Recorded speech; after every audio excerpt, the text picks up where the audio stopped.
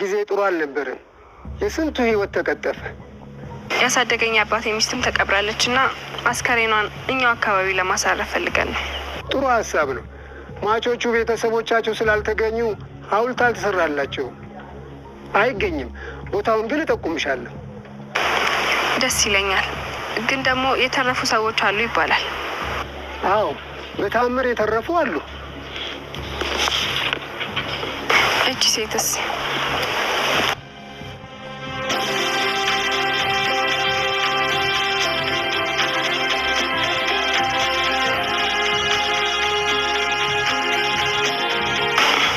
ጋሼ ችግር አለ እንዴ? ማነች አልሽኝ? የአባዬ ሚስት ናት። የደረሰባት አደጋ ከባድ ነበር።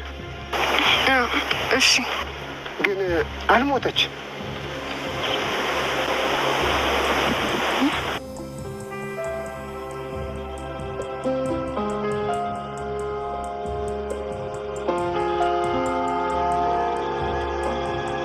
ጀግናዋና ጠንካራዋ ትሁት አሁንም ጥግ ድረስ ካልተጓዝኩኝ እኔ እንደዚሁ አልቀመጥም በማለት እንግዲህ የአባባ ሚስት በህይወት መኖሯን ስለሰማች ማለት ነው እጅጉን ደስ ብሏታል። ምክንያቱም በባለፈው ፓርት እንዳየ ነው እንግዲህ አባባም ስትነግረው እጅጉን ሲሳለቅ ነበረ። ምክንያቱም ይህ ነገር ውሸት ነው፣ ኧረ እባክሽን ትሁት ምንም የሚያለፋሽ ነገር የለም ተይው በቃ ሁሉን ነገር ትቸዋለሁ ቢላትም ማለት ነው። ግን ደግሞ ይህን ነገር አልተወውም በማለት እንግዲህ ትሁት ጥግ ድረስ እየሄደች ትገኛለች። በነገራችን ላይ በዛሬው ፓርት ላይ እጅግ በጣም ደሰስ የሚሉ ነገሮችም አለ። ግን ደግሞ ማለት ነው ህይወት ለምንድን ነው እየተቀየረችው?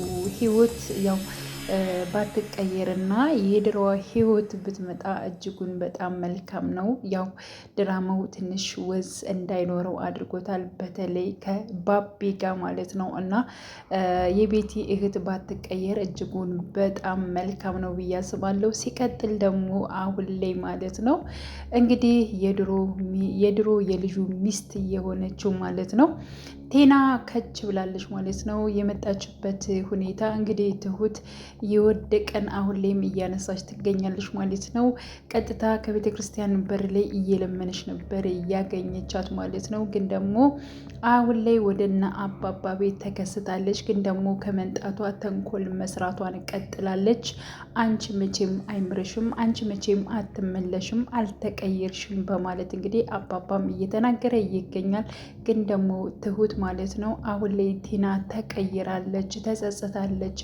አባዬ ይቅርታ ልጠይቅህ ነው የመጣችው በማለት እንግዲህ አባባም እሺ ይቅርታ አድርጌልሻለሁኝ በማለት እንግዲህ አሁን ላይ ከዛ ቤት መኖርን ቀጥላለች ማለት ነው። ምክንያቱም ለጊዜው ማረፊያ ስለሌለኝ እንድቀመጥ ፍቀድልኝ እባክህን አባዬ፣ ምንም አይነት ነገር ተንኮል ነገር አልሰራም በማለት እንግዲህ ከዛ ቤት ለመቀጠል ወስናለች ማለት ነው። እንዲሁም ደግሞ አቶ ተመስገንና እንዲሁም ደግሞ ትሁትም እየተፋጠጡ ይገኛሉ ማለት ነው። አባባ ጋር ስለሚግባባ ተመስገን አሁን ላይ ከአባባ ቤት እንደፈለገ እየወጣ እየገባ ይገኛል ማለት ነው። ሲቀጥል ደግሞ ትሁት ፍቅረኛ እንዳላት እንግዲህ ቲና ተናግራለች ማለት ነው። ለማን? ለአቶ ተመስገን ማለት ነው። እና ከአባባ ፊት ሆና ነበረ ትሁት የት ሄዳ ነው በፈልጋት እኮ አጠዋት እያለ እንግዲህ ተመስገን እየተናገረ ነበር። አባባም ስልክ ስደውልላ ስልኳ እየሰራልኝ አይደለም፣ የት ሄዳ ነው? እኔ እኮ አንተ የሆነ ነገር ያደረካት መስሎኝ በጣም ፈርቼ ነበር በማለት አባባ እየተናገረ ባለበት ሰዓት ነበረ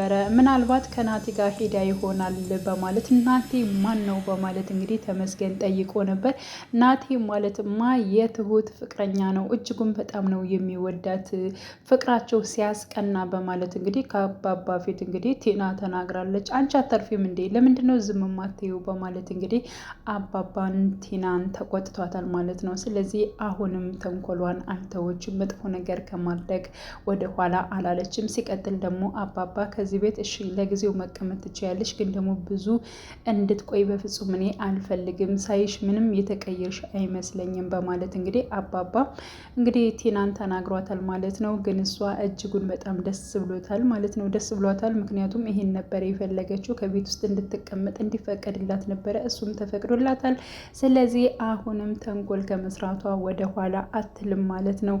እና ቤቲና እንዲሁም ደግሞ ትሁት ተገናኝተው ነበረ ማለት ነው። ትሁት እንግዲህ ስለ እህቷ ጠይቃታለች። ምን ላይ ደረሰች ህይወት ልትታከም ነው ወይ በማለትም ጠይቃት ነበረ።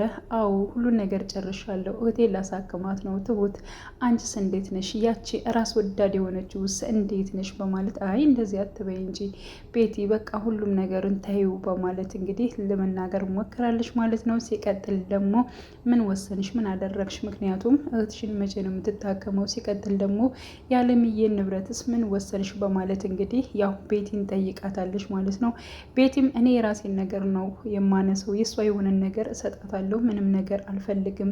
ያ ማለት እንግዲህ የአቶ ገዛኸኝን የሆነ ነገር ነው እኔም ወስደው፣ እንዲሁም ደግሞ በዚያ ነው እህቴን ማሳክመው በማለት እንግዲህ ለትሁት ተናግራለች። ጥሩ ነው መልካም፣ በቃ የሰው ነገር የሰው ነው፣ ግን ደግሞ እንደምንም ብለሽ ጊዜ ሳትወስጂ እህትሽን ለማሳከም ሞክሬ በማለት አንቺስ ምን ላይ ነሽ ትሁት? በማለት እንግዲህ ከናቴ ጋር ለምንድን ነው አብራችሁ የማትጋቡት? ከተጋባችሁ በኋላ ሁሉም ነገር እኮ ይስተካከላል። ስለዚህ ጊዜ መውሰድ አያስፈልግም፣ ከእሱ ጋር መጋባት አለብሽ በማለት እንግዲህ ያው ቤቲ ለትሁት ትነግራታለች ማለት ነው። ትሁትም እኔ በጣም ችግር ውስጥ ነኝ፣ አሁን ላይ በጣም ብዙ ነገሮች ተፈጥረዋል። ምክንያቱም ሆኖ ጨረሰ ስል ደግሞ ሌላ ችግር እየመጣብኝ ነው። የልጅ አባት የሆነው ድሮ ሲያሰቃየኝ የነበረው ተመስገን አሁን ላይ አፈላልጎ እንዴት እንዳገኘኝ ባላቅም መጥቷል። የሱ ጉዳይም እጅጉን በጣም እያሰቃየኝ ይገኛል። ሌላው ደግሞ የአባባ ጉዳይ ነው። አባባ እንግዲህ ከዚህ ከ11 ዓመት በፊት በመኪና አደጋ ሚስቱ በህይወት እንደሌለች ነበር የሚታወቀው። አሁን ደግሞ በህይወት እንዳለች የሆነ ጥርጣሬ ነገር አለ።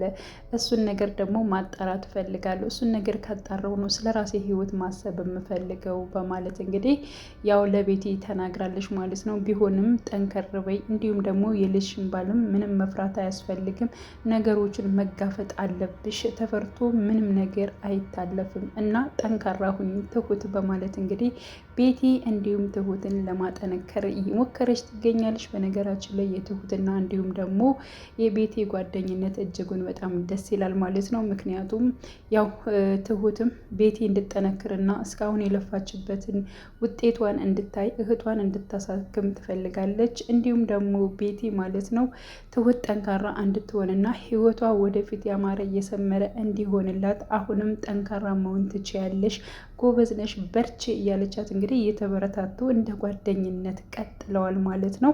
ሌላው እንግዲህ ቤቲ ማለት ነው ባቢንም አስጠንቅቃለች። ምክንያቱም እናትህ በጣም መጥፎ ነገሮችን እየተናገረች እህቴ ህይወትን ልታስቀይማት ትችላለች። እባክህን አንተ በደንብ እንድጠብቃ ትፈልጋለሁኝ። እባክህን ባቢ አደራህን፣ እህቴ እንድትከፋ በፍጹም አልፈልግም፣ ከጎኗ አትራቅ በማለት እንግዲህ ለባቢ አስጠንቅቃለች። ባቢም ችግር የለውም አታስቢ ቤቲ፣ አንቺ ምን ያክል ለሷ ዋጋ እንደከፈልሽ አውቃለሁኝ። ስለዚህ እኔም ደግሞ በምችለው ነገር የሚቻለኝን ነገር ሁሉ አደርጋለሁ በማለትም ቃል ገብቶላታል ማለት ነው። በነገራችን ላይ ህይወት እንግዲህ ባቢን ፈትነው ነበረ። ምክንያቱም ስጠራህ የለህም፣ ግን ደግሞ ከልብሴ ላይ ሸነሁኝ፣ ምን ላድርግ አሁን በማለት እንግዲህ አንሶሎውን በጣም እንትን ብሏል በማለት ስትናገረው ነበር። እና ምን ችግር አለ እኔ ያለው እኮ ከጎንሽ በማለት ስለዚህ ተነሽና አንሶሎንም አጥባለሁ፣ አንቺንም ደግሞ አጥብሻለሁ በማለት እንግዲህ ሲናገራት ነበር ማለት ነው። በወቅቱ እንግዲህ እሱ ምን እንደሚመልስ እና ምን እንደሚል ለመስማት ነበረ ህይወት የፈለገች። አረ ምንም ነገር የለም ዝም ብዬ ስቀልድ ነው፣ ምን እንደምትል ልሰማ፣ ምን አስበሽ ነው? እኔ እኮ አንቺ ሁለ ነገሬ ነሽ፣ በነገራችን ላይ በጣም ነው የምወድሽ፣ ከራሴ አስበልጬ ነው በማለት እንግዲህ ፍቅሯንም ሲገልጽላት ነበረ ማለት ነው። በነገራችን ላይ ያው እንግዲህ ባቢ ማለት ነው እውነት ለመናገር በአሁኑ ሰዓት እንደዚህ ተንከባክቦ ማለት በቃ ራሷን ሳትችል እንኳን እሱ ሁሉን ነገር እየቻለ እየተንከባከባት ንጹህ ፍቅር ፈልጎ ማለት ነው በዚህን ያክል ባቢ ሲቀርባት እጅጉን ደስ ይላል ማለት ነው። ምክንያቱም በጣም መልካም ቅን ትክክለኛ ፍቅር እንዳለም ማሳያ ነው ብዬ ነው ማስበው ባቢን ማለት ነው።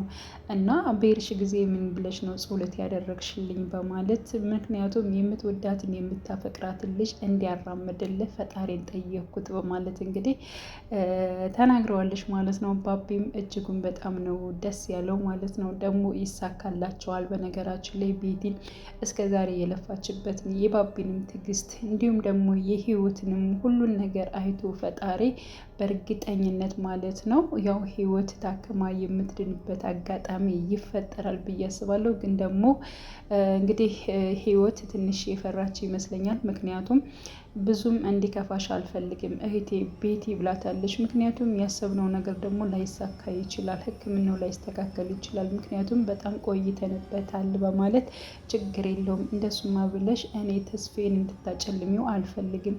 ይሄን ሁሉ ነገር እኮ የደከምኩት ላንቺ ብዬ ነው። ስለዚህ አንቺ ተራምዶሽ እንደ ጓደኞችሽ ሆነሽ ማየት ነው የምፈልገው በማለት እንግዲህ ቤቲም ተናግራለች ማለት ነው።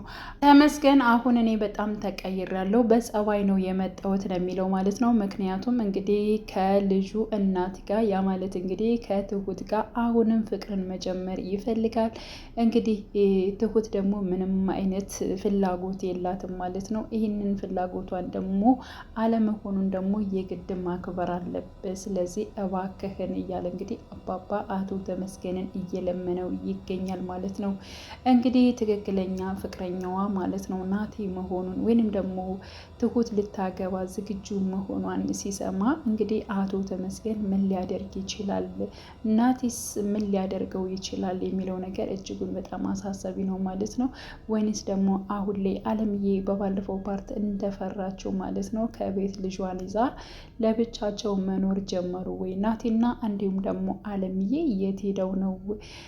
አለምዬ ነች ወይ ይሄን ነገር ሽሽት ያመጣችው? ምክንያቱም እንግዲህ ልጄ የሆነ ነገር እንዳይሆንብኝ የሚወዳት የሚያፈቅራት የሆነው የልጇ አባት የሆነው እንግዲህ የትሁት አፍቃሪ የልጅነቷ አፍቃሪ የሆነው በጣም መጥፎ ነው የሚባለው ስለመጣ የግድ ልጄን ይዤ መራቅ አለብኝ ብላ መሰለኝ እንግዲህ ለዛሬው ፓርት ማለት ነው ናቲም እንዲሁም ደግሞ አለምዬም አልተሳተፉም ማለት ነው።